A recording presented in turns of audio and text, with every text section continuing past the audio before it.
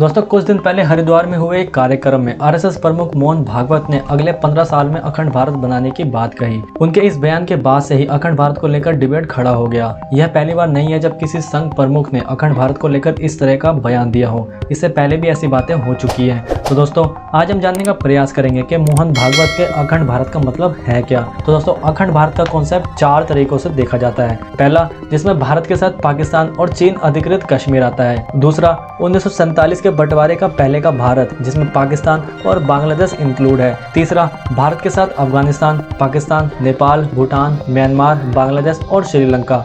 चौथा, भारत, पाकिस्तान, अफगानिस्तान, नेपाल, भूटान, म्यांमार, बांग्लादेश, श्रीलंका के साथ साथ थाईलैंड, कंबोडिया, मलेशिया, इंडोनेशिया और ईरान तक। दोस्तों अब हम जानेंगे कि अखंड भारत का कॉन्सेप्ट आखिरकार आया कहां से। तो हिंदू रीति रिवाजों में पूजा पाठ के दौरान एक मंत्र बोला जाता है जिसमें जम्बू द्वीपे भारत खंडे आर्यवर्त देशांतर करते हैं। इस मंत्र में जम्बू द्वीपों को पृथ्वी के 7 द्वीपों जम्बू, प्लक्ष, सालमल्क, कुल, कुश, कौंच, शाक, पुष्कर में से एक बताया गया है जो सभी द्वीपों के मध्य स्थित है।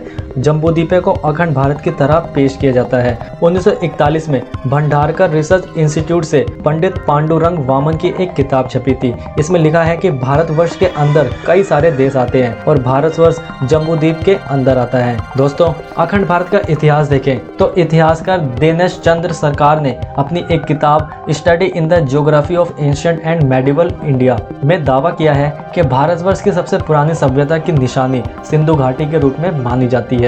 ये पुरातात्विक साक्ष्य करीब 8000 साल पुराने बताए जाते हैं, जबकि वैदिक काल में 3500 साल पुराना बताया जाता है। ऐसे में उन्होंने भारतवर्ष की स्थापना को वैदिक काल से भी पुराना बताया है। हालांकि बाद में अखंड भारत कई गणराज्यों में बिखर गया था। 321 ईसा पूर्व में बिखरे हुए गणराज्यों को मिलाकर फिर अखंड भारत को संगठित किया गया था।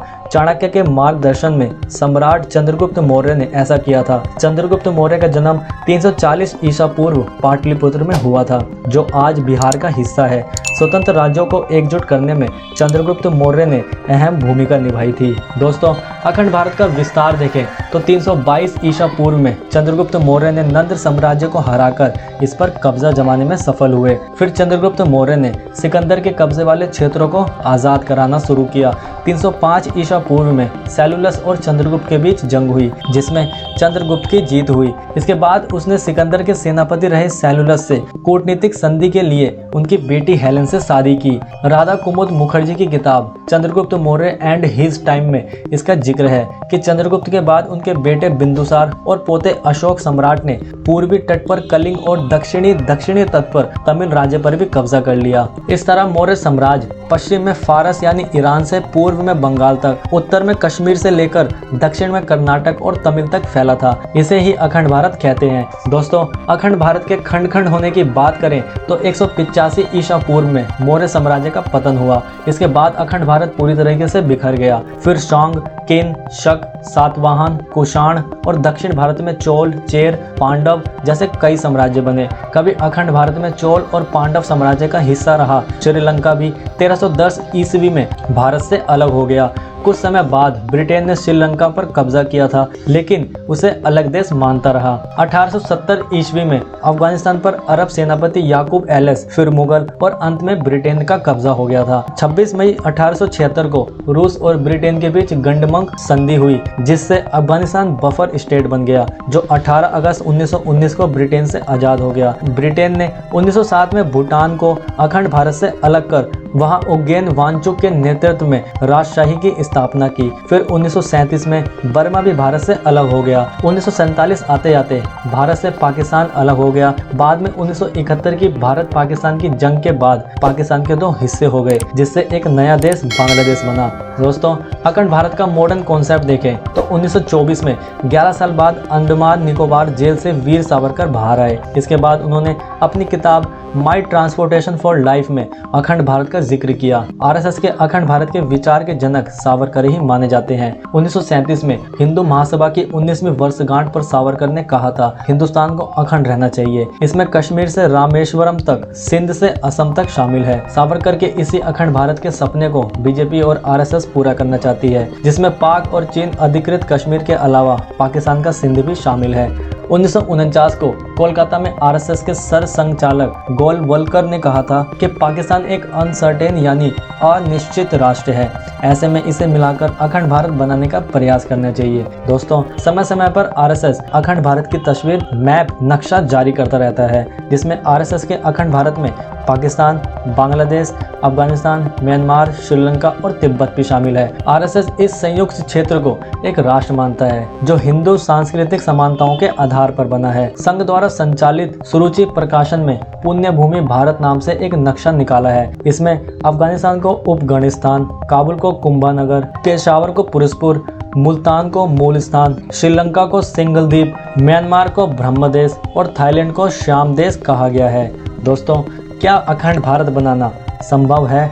तो जेएनयू के एक प्रोफेसर राजन कुमार का कहना है कि आरएसएस प्रमुख मोहन भागवत के बयान से क्लियर नहीं हो पाया है कि वह मौर्य पीरियड, गुप्त पीरियड, मुगल पीरियड या फिर ब्रिटिश पीरियड के अखंड भारत की बात कर रहे हैं। प्रोफेसर राजन का कहना है कि मोहन भागवत के बयान में अखंड भारत का मतलब 1947 के पहले के कश्मीर से है, जिसमें पाक अधिकृत कश्मीर और चीन के कब्जे वाला लद्दाख क्षेत्र शामिल है। उन्होंने यह भी कहा कि मौर्य काल वाले अखंड भारत के सभी देश आज़ाद हैं। इन देशों को जंग के जरिए मिलाने का सोचना भी खतरनाक है। उनका कहना है कि अखंड भारत में जो देश शामिल थे, अब उन देशों का भी संविधान, संस्कृति और पहचान है। यह देश अपने आप में फैसला लेने के लिए स्वतंत्र है, एक तरह से आज़ाद है। संविधान के अनुच्छेद 15 में कहा गया है कि भारत अंतर्राष्ट्रीय स्तर पर हमेशा शांति, सुरक्षा कायम करने की कोशिश करेगा और इंटरनेशनल कानूनों का पालन करेगा। ऐसे में जंग के बल पर जबरन इन देशों को अखंड भारत का हिस्सा बनाना खुद भारत के उसूलों के खिलाफ रहेगा। दोस्तों,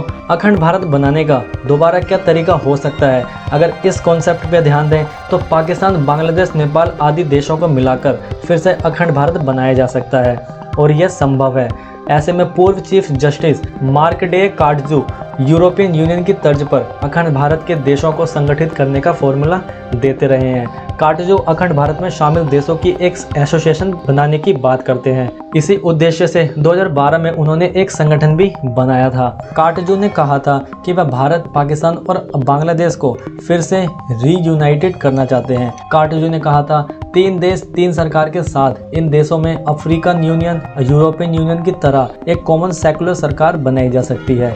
इसका मतलब ये हुआ कि भारत, पाकिस्तान और बांग्लादेश की सरकार अपनी सरकार तो रहेगी, साथ ही एक और सरकार तीनों देशों की होगी। इसका चुनाव भी तीनों देशों के लोग करेंगे। दोस्तों, अंत में मैं आपका ओपिनियन जानना चाहूँगा कि आप क्या समझते हैं अखंड भारत से? क्या 21वीं सदी में अखंड भारत संभव है? अगर संभव है तो क्या तरीका हो सकता है? अपना ओपिनियन आप नीचे कमेंट सेक्शन में दे सकते हैं। तो दोस्तों, अगर आपको ये वीडियो पसंद आई हो तो प्लीज़ इसे अप्रिशिएट कीजिएगा, लाइक कीजिएगा, शेयर कीजिएगा और इस चैनल को सब्सक्राइब कीजिएगा और वो बेल का बटन दबाना बिल्कुल मत भूलिएगा। धन्यवाद दोस्तों, थैंक्स।